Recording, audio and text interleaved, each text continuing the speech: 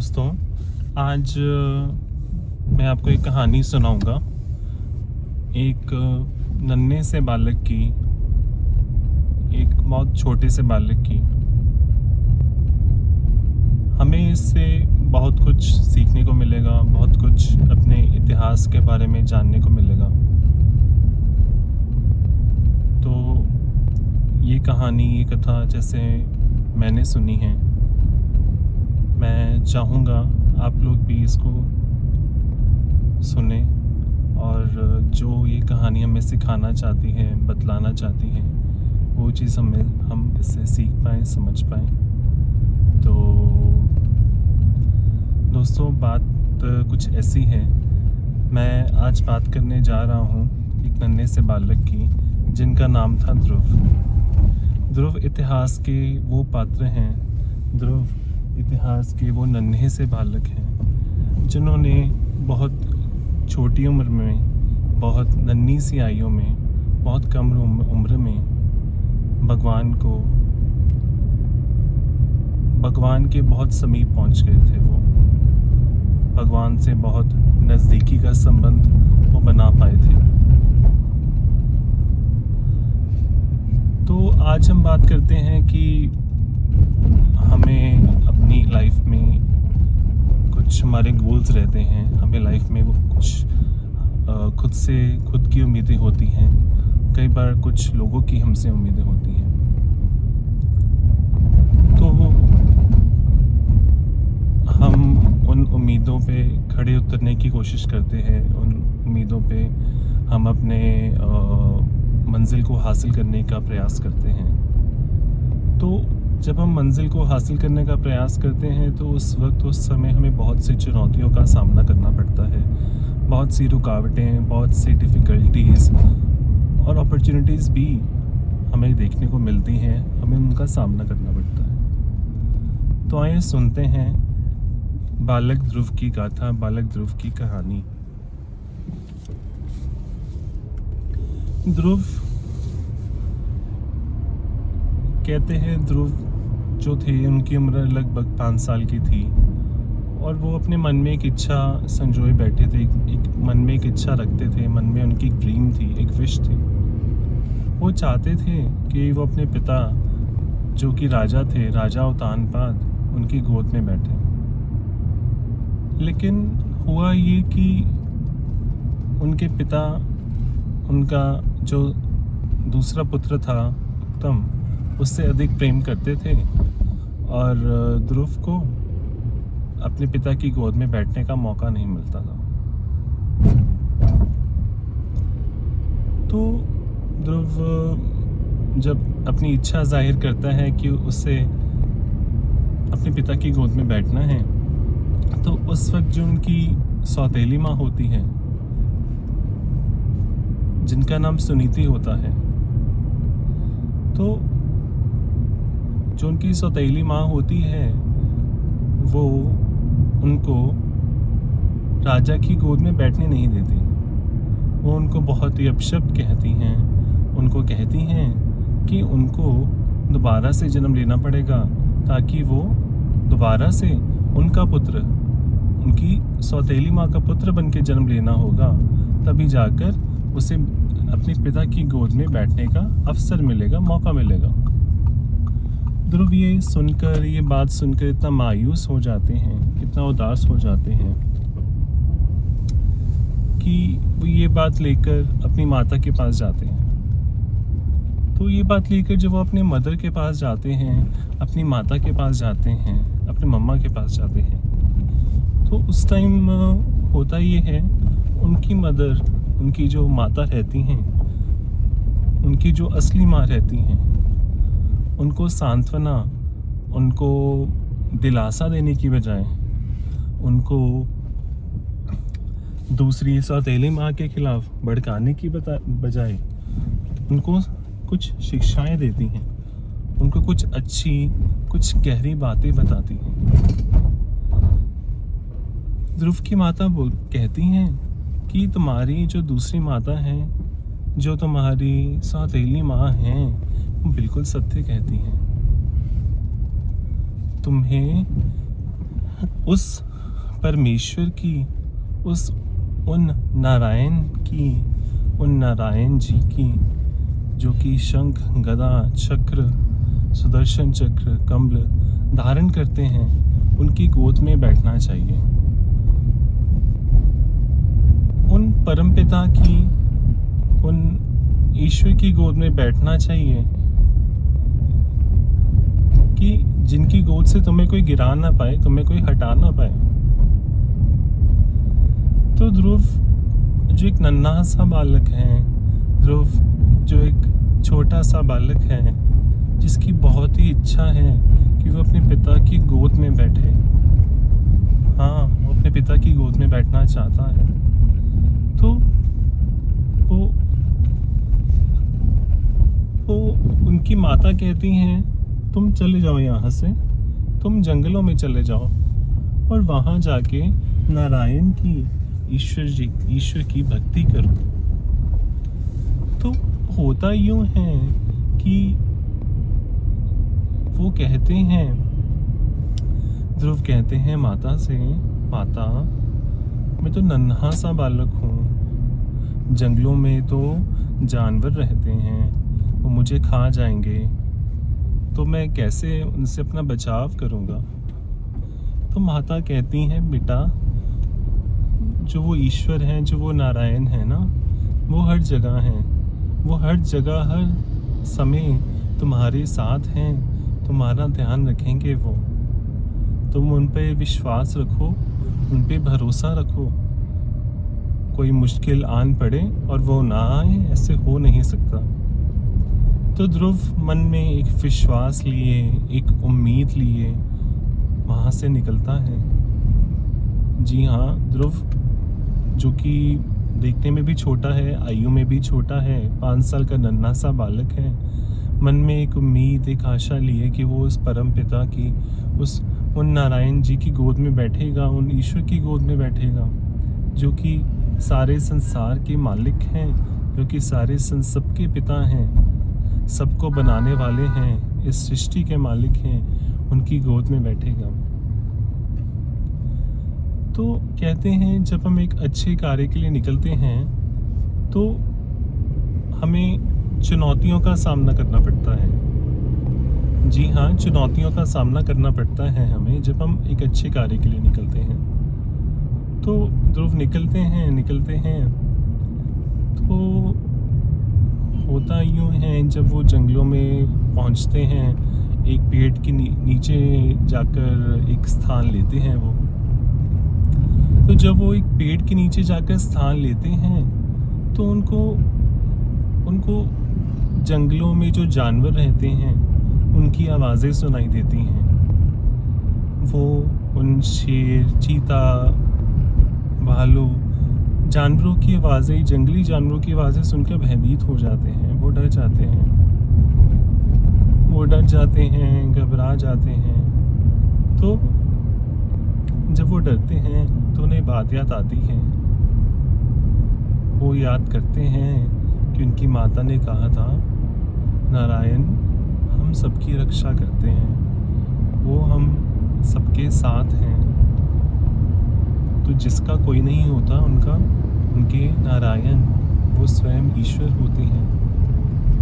तो ध्रुव जो कि डर के मारे पेड़ के पीछे चुप सा गया था, जब नारायण को, उन ईश्वर को, भगवान को याद करता है, विश्वास से वो सोचता है कि भगवान है ना मेरे साथ, नारायण है ना मेरे साथ, उसका डर नहीं रहता। पर अब उसके पास दूसरी चुनौती ये थी कि उसको नारायण से, ईश्वर से तो मिलना था, पर उसको रास्ता नहीं पता था ईश्वर से कैसे मिला जाए। तो ऐसा होता ये है, जब हम दिल में, मन में एक उम्मीद लें, एक सच में हम चाहते हैं ना, हम किसी इच्छा को पूर्ण करना चाहते हैं, एक तमन्ना रखते हैं हम दिल में, जब वो हम उसका ईमानदार प्रयास भी करते हैं। तो दोस्तों, हम बात कर रहे थे ध्रुव की, तो ध्रुव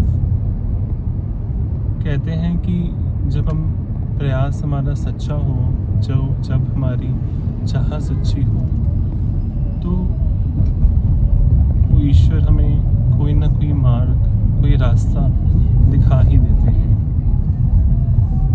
तो नारद मुनि जो कि उस टाइम वहाँ से गुजर रहे थे, जब एक नन्हे से बालक ध्रुव को अपने समीप से, अपने पास से गुजरता हुआ देखते हैं, अपने पास में देखते हैं, तो वो रुक जाते हैं। वो रुकते हैं ध्रुव की उस नन्हे बालक की परीक्षा लेने। वो ध्रुव से कहते हैं, तुम बेटा घर चले जाओ, मैं तुम्हारे पिता से, राजा से बात करता हूँ कि वो तुम्हें गोद में बिठा ले। तुम जानते हो कि जो तुम जिस रास्ते पे निकले हो ना, इस रास्ते पे जो हम भक्ति का मार्ग है, इस डिवोशन का मार्ग है, जिस वे पे तुम निकले हो, वो रास्ता आसान नहीं है। उसमें भक्ति करना, ईश्वर को प्राप्त करना कोई बच्चों का खेल नहीं है। बड़े बड़े ऋषि, बड़े बड़े तपस्वी जो बहुत सा ध्यान करते हैं, जो बहुत सा प्रयास करते हैं, वो भी सफलता हासिल नहीं कर पाते हैं। वो अपने लक्ष्य ईश्वर तक नहीं पहुंच पाते। तो तुम तो एक नन्हे से बालक हो, तुम कैसे उस बड़ा भला विराट विशाल ईश्वर को प्राप्त कर पाओगे? तो आगे की बात सुनने वाली है। ध्रुव का उत्तर क्या रहता है? ध्रुव कहते हैं कि वो आगे बढ़ना पसंद करेंगे, वो प्रयास करेंगे, वो तब तक प्रयास करेंगे जब तक वो उन ईश्वर को, उन नारायण को मिल नहीं लेंगे, उनको देख नहीं लेंगे।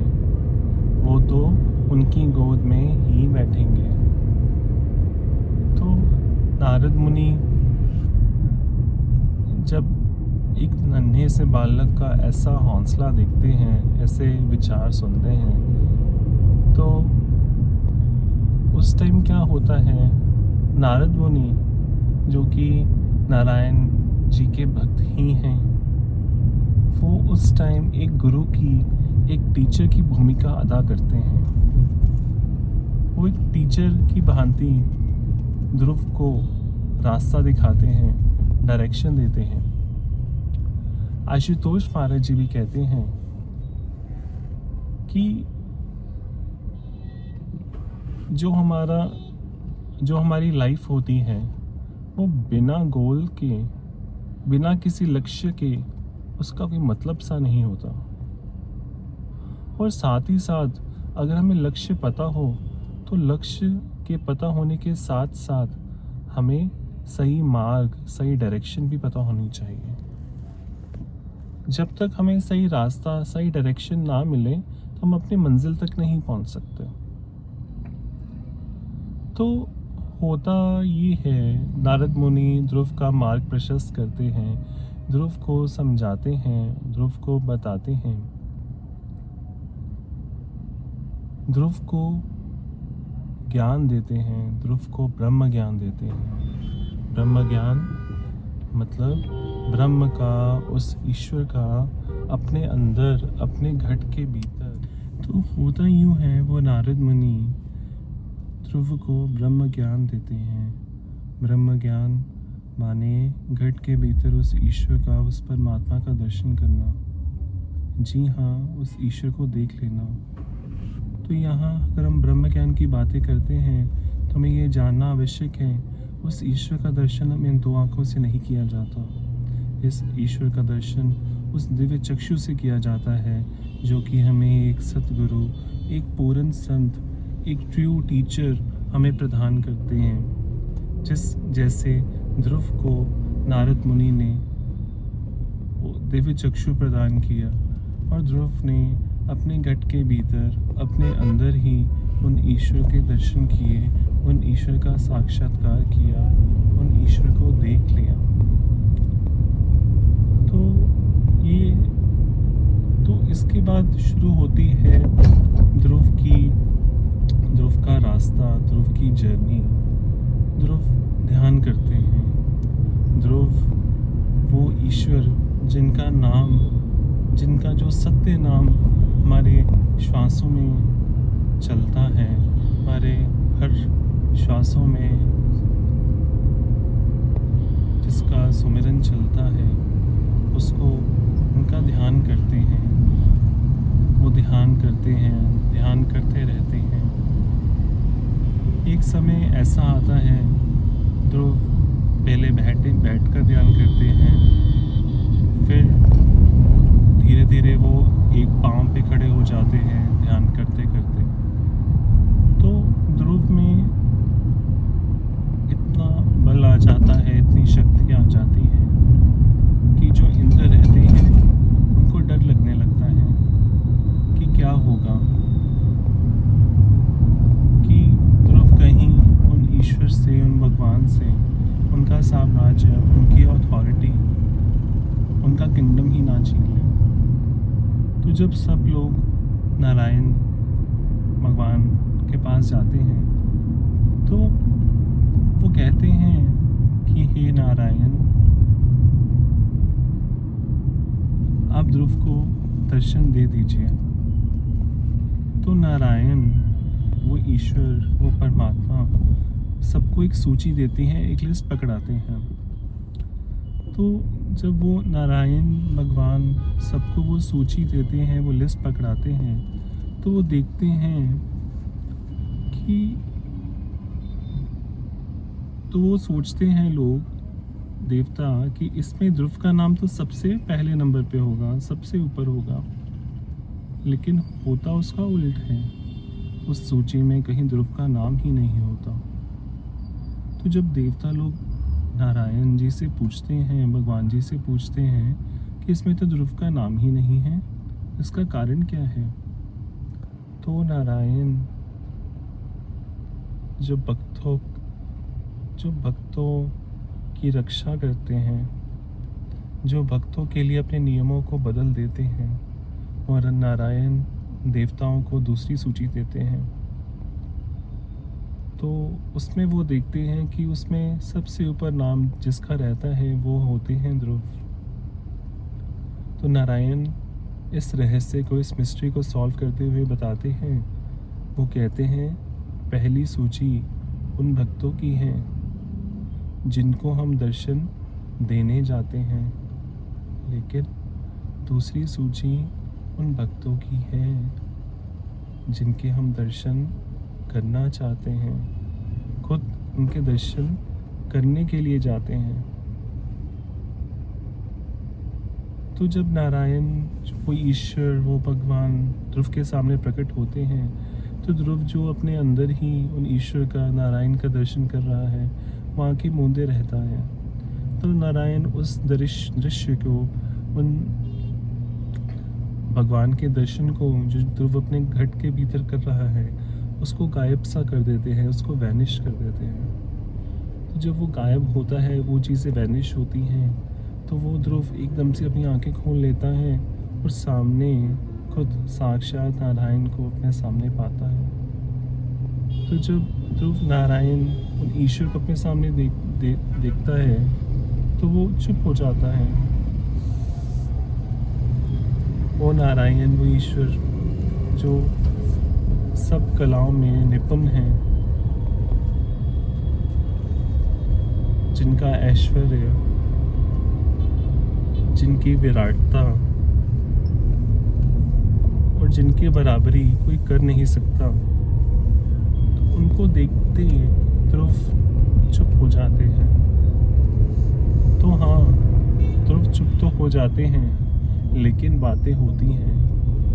नारायण और ध्रुव जी के बीच में बातें होती हैं, मुख से नहीं, बोलकर नहीं, आंखों ही आंखों में बातें होती हैं, मन ही मन में, दिल से दिल की बातें होती हैं।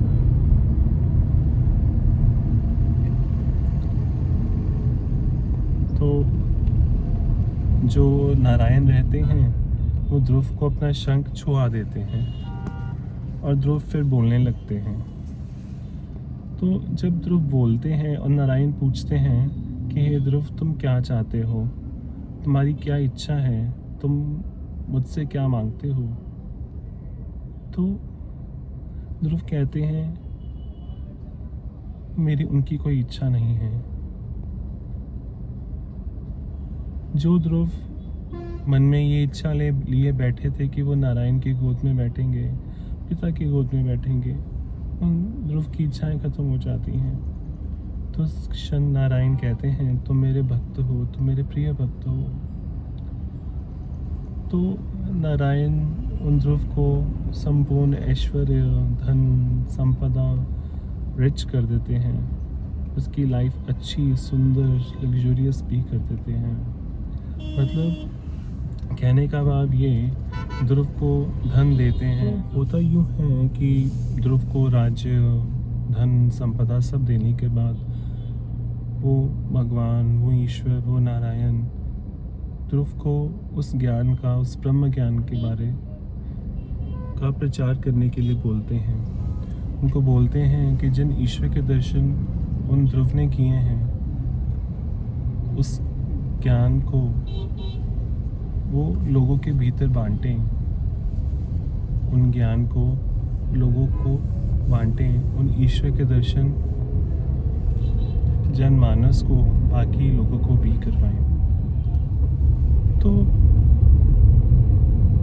अभी हम कहानी को कुछ देर यहाँ पे विराम देते हैं और पूछते हैं खुद से, हमने सीखा क्या?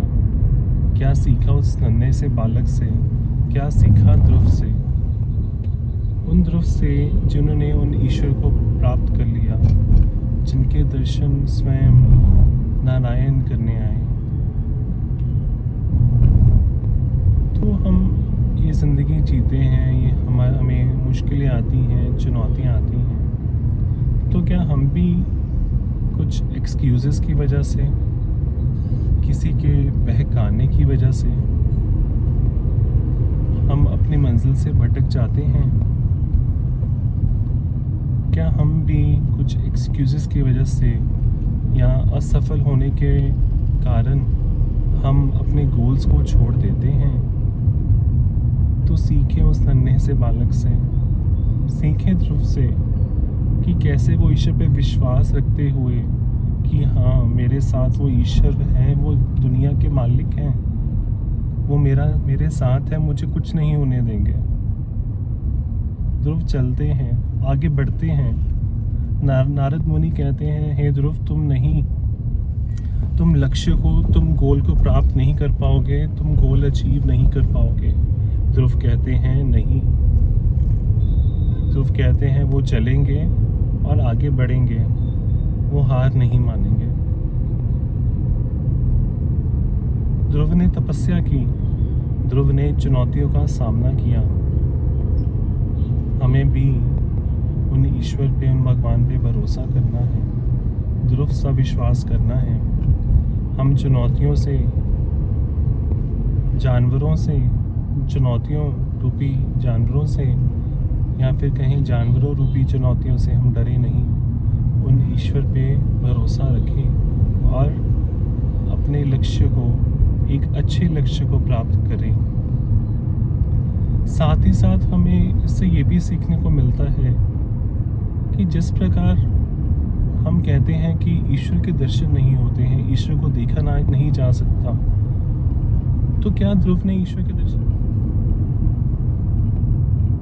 तो दूसरी बात जो मैं करने जा रहा था वो ये कि आजकल हम कहते हैं कि हम उन ईश्वर को देख नहीं सकते, उन ईश्वर के दर्शन नहीं कर सकते। तो आप ही बताएं कि ध्रुव ने ईश्वर के दर्शन नहीं किए थे। ध्रुव को मंजिल का नहीं पता था, ध्रुव को नहीं पता था, ध्रुव को पता था जाना कहाँ है, पर ये नहीं पता था कैसे जाना है। तो उस टाइम हुआ यूँ कि ध्रुव को रास्ता मिला। जब ध्रुव ने प्रयास किया, जब ध्रुव अपने घर से बाहर निकला, तो ध्रुव को रास्ता दिखा। उन ईश्वर ने ध्रुव का ध्रुव की मदद की। जी हाँ, उन ईश्वर ने ध्रुव की मदद की। ध्रुव को नारद मुनि मिले। ध्रुव को नारद मुनि मिले, जिससे हुआ यूं कि ध्रुव को रास्ता मिला कि वो उन ईश्वर के दर्शन कर सके। तो ध्रुव अपने घट के भीतर उन ईश्वर के दर्शन करता है और बाद में उसकी यात्रा, उसका रास्ता शुरू होता है। वो ध्यान से जुड़ता है, वो ध्यान करता है। तो जैसे जैसे ध्रुव ध्यान करता है, ध्यान की गहराइयों में उतरता है, तो वो लास्ट में अपना गोल अचीव करता है। वो उन ईश्वर से मिल पाता है, उनके दर्शन करने स्वयं नारायण आ जाते हैं। तो इस समय ये सीखने को भी मिलता है कि हाँ, वो ईश्वर जो हम सबको बनाने वाला है, हम सबको सबकी रचना करने वाला है, जो हमारी माँ भी हैं, जो हमारे पिता भी हैं, जो हमारा रचयिता भी है,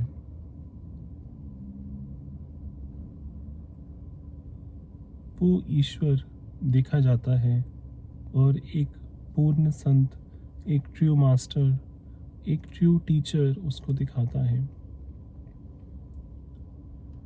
और उनके दर्शन हम कहीं इन दो आँखों से नहीं, उस दिव्य आँख से करते हैं, जो हमें एक गुरु ही प्रदान करते हैं, जो एक टीचर ही प्रदान करते हैं।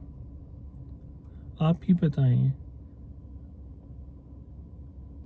आज हम देखते हैं, आज हम समाज में जाते हैं, हम सोसाइटी में जाते हैं, लोग कहते हैं ईश्वर को किसने देखा है, ईश्वर को कौन देख सकता है। पर हमारी कहानियाँ, हमारे ग्रंथ कुछ और ही बताते हैं।